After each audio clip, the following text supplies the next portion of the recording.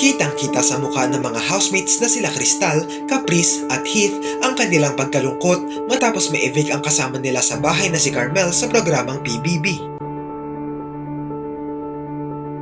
Nangyari ito kagabi lang sa eviction ng nasabing reality show kung saan hindi pinalad si Carmel na makapasok sa Ultimate 8 matapos makuha nila Miguel at Joaquin ang spot para sa kapamilya housemates.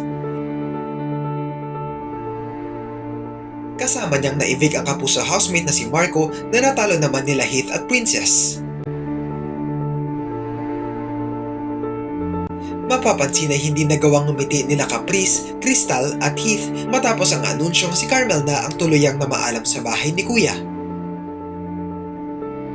Kahit pa masaya sila sa pagkakaligtas ni Joaquin ay hindi maitago ang kanilang pagkalungkot na hindi na nila makakasama sa big night ang naturang girl housemate.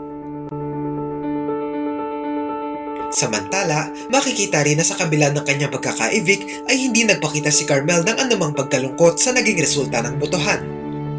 Panoorin ang video. Congratulations, because you are safe tonight. Joaquin! Congratulations, Joaquin! Joaquin! Joaquin! Oras na para kunin ang iyong Ultimate 8 jacket from the teal colored box. Teal.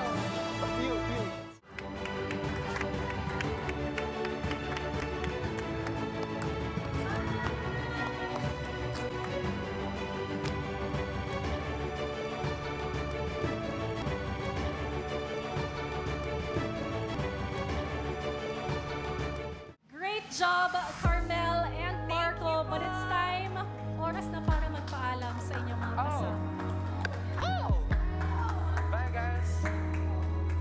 Congratulations, Boston!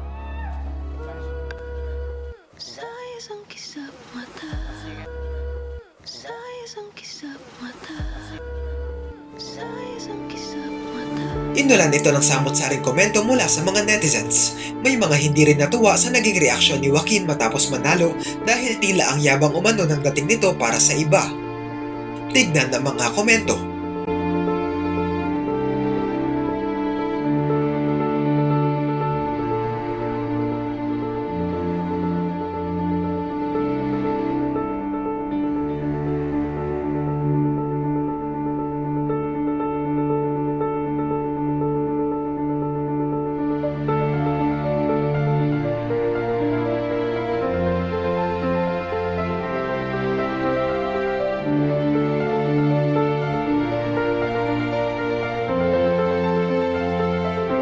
Ano ang masasabi nyo rito?